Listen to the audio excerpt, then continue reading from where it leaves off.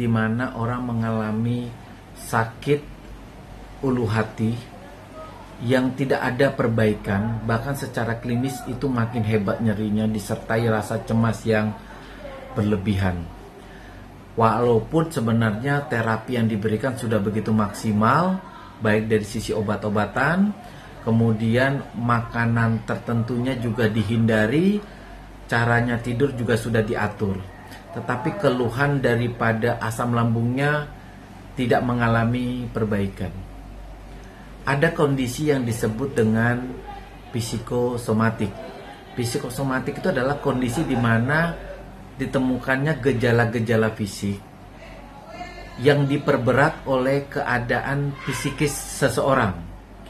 Nah, gejala fisiknya misalnya keluhan jantung berdebar-debar, rasa sesak napas, rasa lemes seluruh badan, dan keluhan ini bisa dirasakan berbulan-bulan.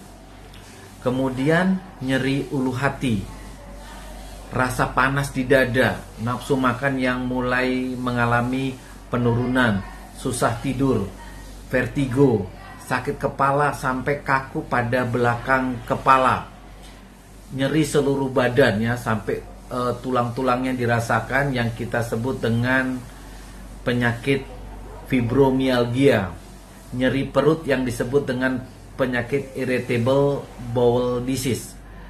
Nah, kondisi ini sebenarnya diperberat oleh kondisi psikis seseorang, seperti misalnya fobia, takut terhadap sesuatu, mengalami depresi, gangguan kecemasan, misalnya karena menghadapi sesuatu, misalnya saja ujian ya. Psikosomatis itu sebenarnya secara garis besar kita bedakan menjadi 3. Tekanan fisik seseorang atau penyakit seseorang yang diderita itu bisa juga mengakibatkan keadaan psikis yang nggak bagus. Misalnya seseorang yang mengalami penyakit autoimun ya, misalnya ada penyakit autoimun itu seperti misalnya lupus, penyakit glomerulonefritis yang disertai pembengkakan pada seluruh badan, kemudian penyakit diabetes mellitus, bahkan bisa terjadi misalnya sampai gangguan seksual, neuropatinya luar biasa nyeri. Kemudian tidak kalah hebatnya adalah pengaruh daripada seseorang yang terkena kanker. Biasanya penyakit-penyakit yang seperti ini itu bisa mempengaruhi psikis seseorang. Seseorang bisa mengalami depresi karena penyakit-penyakit yang boleh dikatakan cukup berat. Keadaan sosial, ya misalnya seseorang yang mengalami misalnya putus hubungan dengan seseorang, bisa karena meninggal atau putus karena pacar, bercerai. Kemudian seseorang yang di usia lanjut yang harus kehilangan anak atau istri karena misalnya karena meninggal, atau anaknya semua sudah pergi ke luar kota bekerja sehingga hidup sendiri. Ini pun menjadi tekanan sosial bagi seseorang sehingga penyakit psikosomatiknya bisa muncul. Trauma-trauma seperti misalnya kecelakaan, bencana alam, itu pun bisa mengakibatkan gangguan daripada psikosomatik.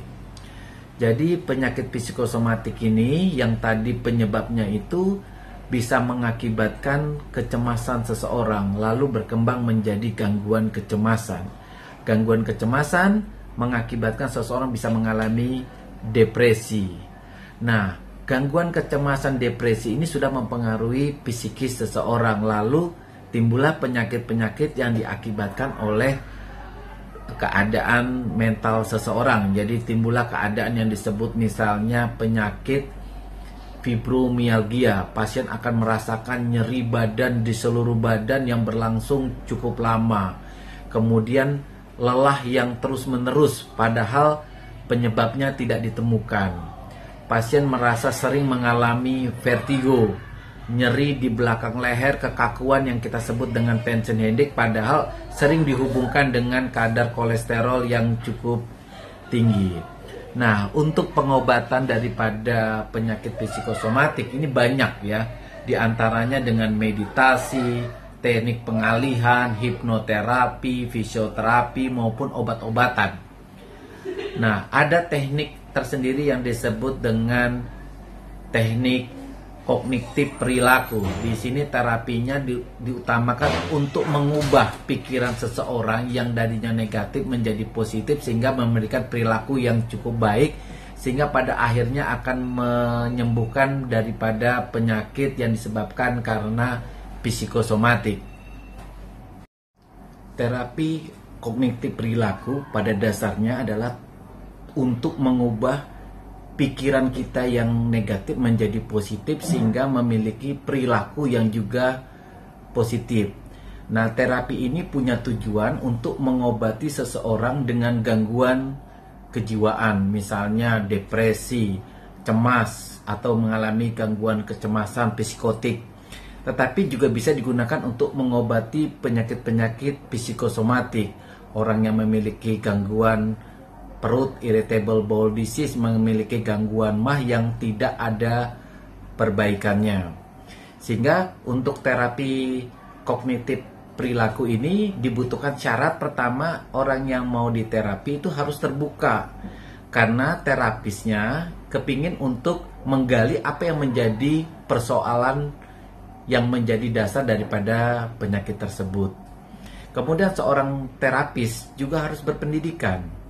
Memang sebaiknya dokter, tetapi bisa juga seorang teman, keluarga, minimal dia memiliki pendidikan dan tahu apa tujuan daripada terapi kognitif perilaku ini. Nah, terapi ini pada dasarnya untuk menggali apa yang menjadi persoalan yang menjadi dasar daripada timbulnya keluhan daripada psikosomatik. Misalnya saja ya, seorang di usia senja hidup sendiri karena anak-anaknya pergi keluar kota, bekerja di luar kota. Rasa sepi pada orang di usia lanjut ini akan menimbulkan gangguan psikis. Jadi kadang-kadang dia merasa susah tidur, nyeri ulu hati, gangguan rasa nyeri pada seluruh badan yang tidak hilang-hilang. Nah, kadang-kadang pasien datang ke rumah sakit dengan keluhan somatiknya. Nah, psikisnya yang sering terlupakan. Inilah tugas terapis untuk menggali apa yang menjadi sumber psikis sehingga bisa dicari solusinya. Ya, solusinya misalnya dengan orang tua tersebut hidup bersama anaknya, atau anaknya salah satunya hidup bersama orang tuanya, atau intent komunikasi antar anak dengan orang tuanya lebih bisa dibuat lebih baik sehingga seorang tua itu tidak merasa dirinya kesepian. Di zaman sekarang ini begitu banyak teknologi, mungkin terapi kognitif perilaku ini bisa dimodifikasi sedikit ya. Pertama, kan ada grup WhatsApp. Nah, grup WhatsApp itu dibuat grup-grup, misalnya grup penderita kanker kolon, grup penderita penyakit autoimun, grup penderita diabetes. Dengan adanya grup dengan penyakit yang sama, mereka baku curhat lah ya, menceritakan apa yang menjadi keluhannya, bagaimana mencari solusinya. Diusahakan adminnya di sini adalah seorang dokter atau seorang motivator ya, yang bisa memberikan motivasi kepada anggota grupnya agar hidup jauh lebih baik. Pertama, mengubah pikiran negatifnya untuk berpikir positif hingga penyakit ini bisa membaik. Yang kedua, perlunya mungkin mendengar video-video motivasi ya. Video motivasi ini penting. Itu bisa menggugah perasaan seseorang. Jadi kadang-kadang seseorang itu memiliki perasaan minder, rendah diri karena tidak pernah melihat orang lain ada yang jauh lebih buruk dari dirinya. Misalnya motivator yang saya sarankan ini ada yang namanya Mary Riana ya. Itu luar biasa memberikan motivator, itu bisa memberikan bagi semangat orang yang putus asa. Kemudian ada Pagar Kehidupan, dan ada tokoh yang luar biasa yang namanya Nick ya. Saya tidak tahu nama kepanjangannya apa, tapi orang itu tidak memiliki tangan, tidak memiliki kaki, tapi dapat menjadi motivator buat teman-teman yang memiliki kecacatan fisik. Bayangkan saja orang yang begitu kehilangan tangan dan kakinya saja memiliki motivasi hidup yang luar biasa, apalagi kita-kita yang sehat. Nah, teman-teman dengarkan saja video motivasi mereka untuk memberikan semangat. Nah, teman-teman juga yang begitu, yang memiliki penyakit psikosomatis, nyeri badan, nyeri karena kehidupan sosial, karena tekanan misalnya bencana alam, itu sering-sering mendengar video motivasi agar pikiran kita akan terubahkan dari pikiran negatif akan menjadi pikiran positif, sehingga penyakit ini otomatis akan jauh lebih baik daripada kita mengandalkan pengobatan dengan obat-obatan.